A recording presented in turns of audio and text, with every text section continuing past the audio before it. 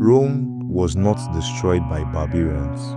It was not crushed by foreign armies. It was undone in a room full of friends. On the Ides of March 44 BC, the most powerful man in the world walked into the Senate unarmed.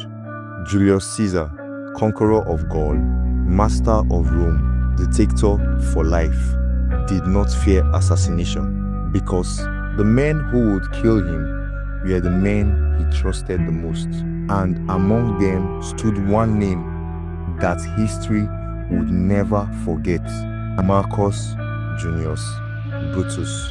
Not a hired knife, not a jealous rival, but a man who believed he was saving Rome, even as he plunged a blade into its heart. Walk with me as I take you on another journey through the eyes of history. Brutus was born into a shadow heavy with expectation. His family name, Junius, was sacred in Roman history. One of his ancestors had overthrown kings centuries earlier and helped create the Roman Republic itself. From childhood, Brutus was raised on one lesson above all others: Rome must never kneel to a king. Therefore, Brutus did not dream of power the way other Roman nobles did.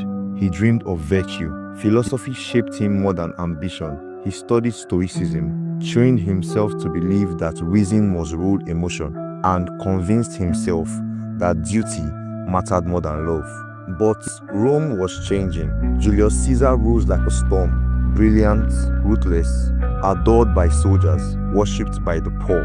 He crossed the Rubicon, crushed his enemies in civil war, and emerged as Rome's uncontested master. Brutus should have opposed him, but fate twisted the story. Caesar did not treat Brutus as an enemy. In fact, he treated him like a son. Some ancient sources even whispered something more dangerous: that Caesar might have been Brutus's biological father. True or not, the emotional bond was undeniable. Caesar forgave Brutus for fighting against him in the civil war. He restored his honors. He elevated him to high office. Therefore, Brutus stood at Caesar's side while others trembled. But power breeds fear. The Senate watched Caesar accept titles that reeked of monarchy: dictator for 10 years, dictator for life. His statue stood amongst the kings of Rome. A throne appeared in public ceremonies. Rome had expelled kings once before, and now senators whispered in dark corners: if Caesar becomes king, the republic is dead. They needed a symbol. They needed a man whose hands looked clean. They needed Brutus. Cassius struck first, not with a dagger, but with words. He reminded Brutus of his ancestors. He spoke of tyranny, of freedom, of Rome choking under one man's shadow. He asked a question designed to rot the mind from within: are you living for yourself or for Rome? But Brutus hesitated. Caesar had never harmed him. Caesar trusted him completely. Therefore, the conspirators escalated. Anonymous notes appeared on Brutus's chair. Messages crashed into stone statues. Late at night read: Brutus, wake up. Rome needs you. Your ancestors would act. Brutus began to lose sleep. Philosophy failed him. Reason blurred. He convinced himself that Caesar's death was not murder, but sacrifice. And once Brutus accepted that lie, the path forward became inevitable. March 15, 44 BC. The air was thick with omens. A soothsayer warned Caesar to beware the Ides of March. His wife, Calpurnia, dreamed of his death and begged him not to leave the house. Even nature seemed restless, but Caesar laughed it off. Therefore, he walked into the Senate chamber, surrounded by men he called friends. The conspirators closed in. A petition was presented. Caesar leaned forward to read it, and then the first blade struck. Chaos erupted. Senators fled screaming. Daggers flashed. Caesar fought back until he saw Brutus. That was the moment everything stopped. According to legend, Caesar did not curse. He did not beg. He whispered, "Et tu, Brute, you too, my son." Therefore, Caesar covered his face.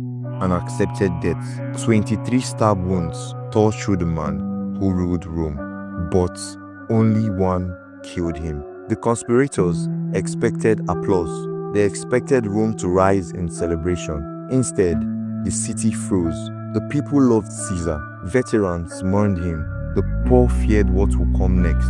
Brutus stood in the forum, arms raised, declaring liberty restored.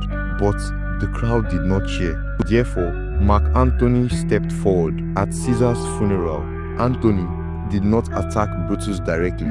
He praised him. He called him honorable. He read Caesar's will, revealing gifts of land and money left to the people. Rome exploded. The mob turned violent.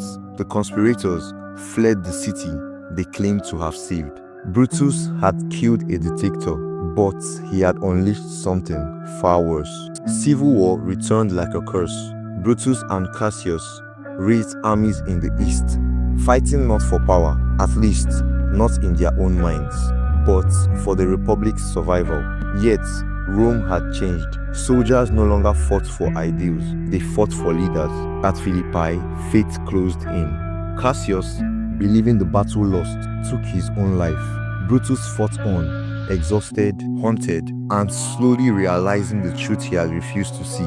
Caesar's death did not restore the republic, it had destroyed its last chance. Therefore, when defeat became certain, Brutus chose a Roman end. He fell on his sword. History never settled its verdict on Brutus. Was he a hero who failed, or a traitor who succeeded too late? Shakespeare immortalized him as the noblest Roman of them all.